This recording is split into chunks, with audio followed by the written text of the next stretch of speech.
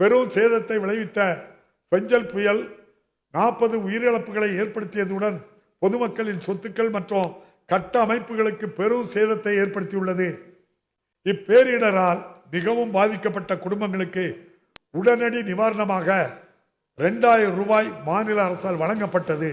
எனினும் தற்காலிக மற்றும் நிரந்தர நிவாரண பணிகளையும் மறுசீரமைப்பு பணிகளையும் மேற்கொள்வதற்காக கூடுதல் நிதி தேவைப்படுவதால் தேசிய பேரிடர் நிவாரண நிதியில் இருந்து மாநில அரசு கோரியுள்ளவாறு 6675 கோடி ரூபாயை ஒன்றிய அரசு விடுவித்திட வேண்டும்.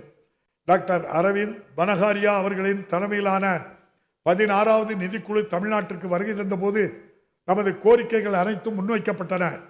அவற்றில் மாநிலங்களுக்கான நிதி பகிர்வை 50% அதிகரித்தல், மாநிலங்களுக்கு இடையேயான நிதி பகிர்வுக்கு முற்போக்கான கணக்கீட்டு முறைகளை பின்பற்றுதல், மறுபகிர்வு என்ற பெயரில் வளர்ந்த மாநிலங்களுக்கு இழப்பு ஏற்படுத்துவதை தவிர்த்து அவர்களின் செயல்திறனுக்கு உரிய நிதி பகிர்வை அளித்தல், வேகமாக வளர்ந்து வரும் நகர்ப்புற மக்கள் தொகை, அடிக்கடி ஏற்படும் இயற்கை பேரிடர்கள் மற்றும் முதியோர் மக்கள் தொகை போன்ற குறிப்பிட்ட சவால்களை எதிர்கொள்வதற்கான நிதி ஆதாரங்களை ஒதுக்குதல் ஆகியவை முக்கியமானதாகும்.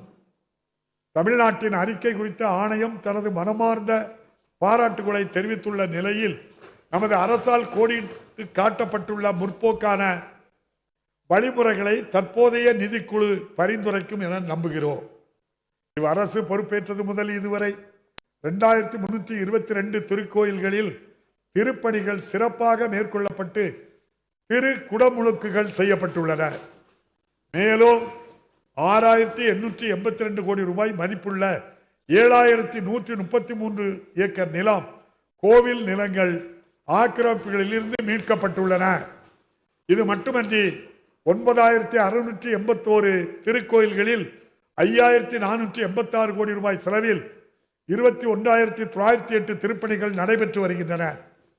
திருத்தலங்களின் ஒன்றிணைந்த பெருந்திட்டத்தின் ஒரு பகுதியாக 1770 கோடி ரூபாய் செலவில் 19 கோயில்களில் கோவில் வளாகங்களில் கூடுதல் கட்டமைப்பு வசதிகள் உருவாக்கப்பட்டு வருகின்றன. கேரளாவின் கோட்டை மாவட்டத்தில் வைக்கம் போராட்டத்தின் 100ஆண்டு நினைவு விழாவில் பங்கேற்ற மாண்புமிகு முதலமைச்சர் அவர்கள் வைக்கம் வீரர் தந்தை பெரியார் அவர்களின் மறு சீரமைக்கப்பட்ட நினைவகம் மற்றும் நூலகத்தினை திறந்து வைத்தார். வைக்கம் போராட்டத்தில் தந்தை பெரியாரின் தீவிர ஈடுபாடும் குறிப்பாக கோவில் நுழைவு இயக்கத்திற்கான அவரது பங்களிப்பும் இந்தியாவில் சமூக நீதி மற்றும் சமத்துவத்திற்கான பாதையை வகுத்தன. பெரியாரின் வழியில் வந்த நமது அரசானது பெரியாரின் நெஞ்சில் தைத்த முள்ளை அகற்றிடும் வகையில் அனைத்து சாதியினரும் அர்ச்சகராகலாம் என்ற வரலாற்று சிறப்புமிக்க திட்டத்தினை செயல்படுத்தியது. தற்போது பழனி, மதுரை, திருச்செந்தூர், திருவண்ணாமலை, ஸ்ரீரங்கம் மற்றும் திருவல்லிக்கேணி ஆகிய இடங்களில் இயங்கி வரும் அர்ச்சகர் பயிற்சி பள்ளியில் இதுவரை 286 மாணவர்கள் பயிற்சி பெற்றுள்ளனர். சிறுபான்மையினரின் பாதுகாப்புக்கு உரிய அரணாக விளங்கியுள்ள இந்த அரசு அவர்கள் நலனை காத்திடும் வகையில் பல்வேறு நலத்திட்டங்களை நிறைவேற்றி வருகிறது. சிறுபான்மையினரின் நீண்ட நாள் கோரிக்கையினை ஏற்று சிறுபான்மையினர் கல்வி நிறுவனங்களுக்கான நிரந்தர சான்றிதழை இணைய வழியில் எளிமையாக வழங்கிட இந்த அரசு உத்தரவிட்டுள்ளது. மேலும் சிறுபான்மை சமூகங்களின் வழிபாட்டு தலங்களை புனரமைத்து பாதுகாக்கும் பொருட்டு கணிசமான நிதி ஒதுக்கீடு செய்யப்பட்டுள்ளது. மாண்புமிகு முதலமைச்சர் அவர்களால் திறந்து வைக்கப்பட்ட கீழடி அருங்காட்சியகம் சர்வதேச அளவில் பெரும் பாராட்டுகளை பெற்றதுடன் இதுவரை உலகெங்கும் இருந்து 6 லட்சத்துக்கும் மேலான பொதுமக்கள் பார்வையிட்டுள்ளனர். இதனைத் தொடர்ந்து ஆதிச்சநல்லூர், சிவகலை மற்றும் கொற்கை ஆகிய இடங்களில் மேற்கொள்ளப்பட்ட அகழ் ஆராய்ச்சிகளின் போது கண்டெடுக்கப்பட்ட தொல்பொருட்களை கொண்டு திருநெல்வேலியில் உலக தரம் வாய்ந்த பொருணை அருங்காட்சியகம் நிலவுவதன் மூலம் தமிழ் பண்பாட்டின் வளமான காலத்தை கடந்து நிற்கும் பழம் பெருமையினை உலகிற்கு வெளிப்படுத்திட இந்த அரசு திட்டமிட்டுள்ளது. மேலும் ராஜேந்திர சோழனின் கடல் கடந்த வெற்றி பயணம் மற்றும் அயல்நாட்டு வணிக தொடர்புகளை நினைவுகூறும் வகையில் கங்கை கொண்ட சோழபுரத்தில் அருங்காட்சியகம் ஒன்று அமைக்கப்பட்டு வருகிறது. தற்போது 8 இடங்களில் தொல்லியல் ஆராய்ச்சிகளும் கொற்கை துறைமுக பகுதிகளில் முன்கள ஆய்வுகளும் நடைபெற்று வருகின்றன. வள்ளுவன் தன்னை உலகினுக்கே தந்து வான்புகள் கொண்ட தமிழ்நாடு என்றார் பாரதியார். மகாகவி பாரதியின் மேற்குறிப்பிட்ட கூற்றுக்கிணங்க வான்புகள் கொண்ட திருவள்ளுவரை இவ்வுலகிற்கே கொடையளித்து தமிழ்நாடு பெருமுகழ் அடைந்துள்ளது.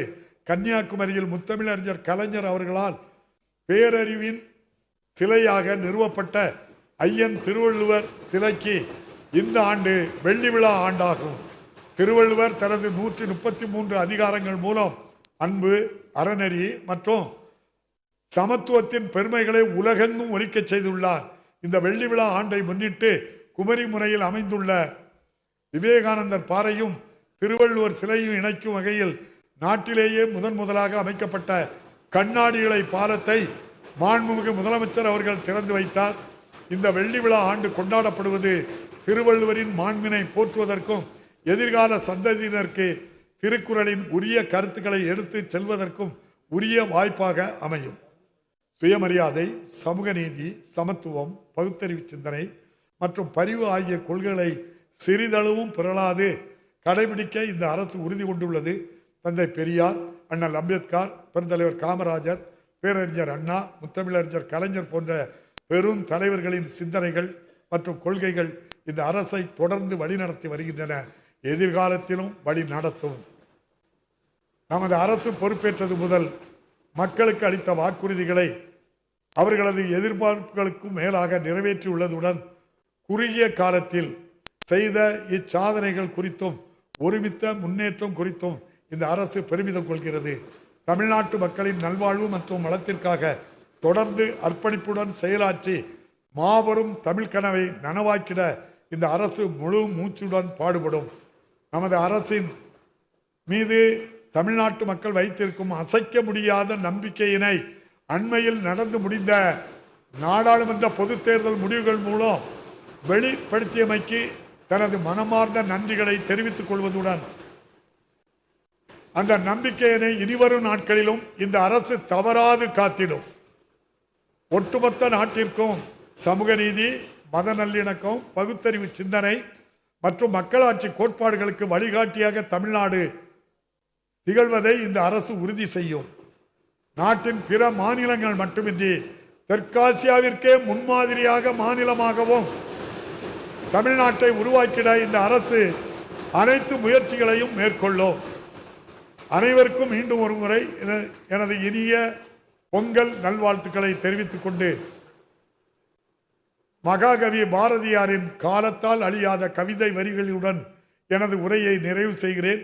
வாழிய செந்தமிழ், வாழ்க வாழ்க நற்றமிழர், வாழிய பாரத மணித்திருநாடு.